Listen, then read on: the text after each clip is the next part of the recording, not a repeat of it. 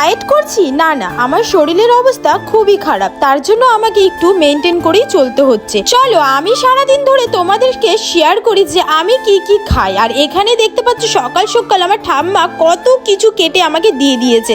আর এগুলো কিন্তু আমি আগের দিন বোনের সাথে গিয়ে হাট থেকে কিনে নিয়ে এসেছিলাম। আর এত গরম পড়েছে, তার মধ্যে শরবত আর তালের শ্বাস না খেলে কি হয়। আর এই ছিল দুপুরের খাওয়া। তারপর দেখো আমার সাথে দেখা করার জন্য একটি বাচ্চা মেয়ে দুইবার এসেছিল সোদপুর থেকে।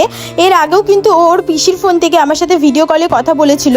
আর এখানে আসার জন্য এত বেশি এক্সাইটেড ছিল শুধুমাত্র আমার সাথে দেখা করার জন্য, কথা বলবে বলে। তো আমার এই ব্যাপারগুলো খুবই ভালো লাগছিল। এই ছোট ছোট বিষয়গুলো আমাকে আরো উৎসাহিত করে ভিডিও করার জন্য। তারপরে হঠাৎ করেই বিকেলবেলা বৃষ্টি শুরু হয়ে গেছিল। আর এই বৃষ্টির মধ্যে টেস্টি টেস্টি চাউমিন খাওয়ার মজাই কিন্তু আলাদা। আর তার সাথে ছিল গরম গরম স্যুপ। সেদিন রাত 10টার দিকে আমরা ছাদের উপরে গিয়ে সবাই মিলে চা মুড়ি মাখা খাচ্ছিলাম। সেখানে কিন্তু আমার মামি, আমার বোন জোনাকি আর পূজা, ঠাকুমা, মা, আমরা সবাই ছিলাম।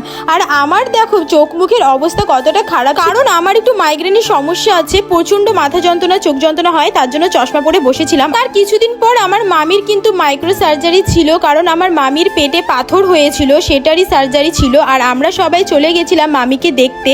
আর জোনাকি কিন্তু ওই 2-3 দিন আমাদের সাথেই ছিল, আর খুব ভালোভাবেই ছিল, একটুও দুষ্টুমি করেনি। আর তোমাদের আমার এই মিনি ব্লগগুলো কেমন লাগে? ভালো লাগলে কিন্তু লাইক, শেয়ার, কমেন্ট অবশ্যই করে দিও।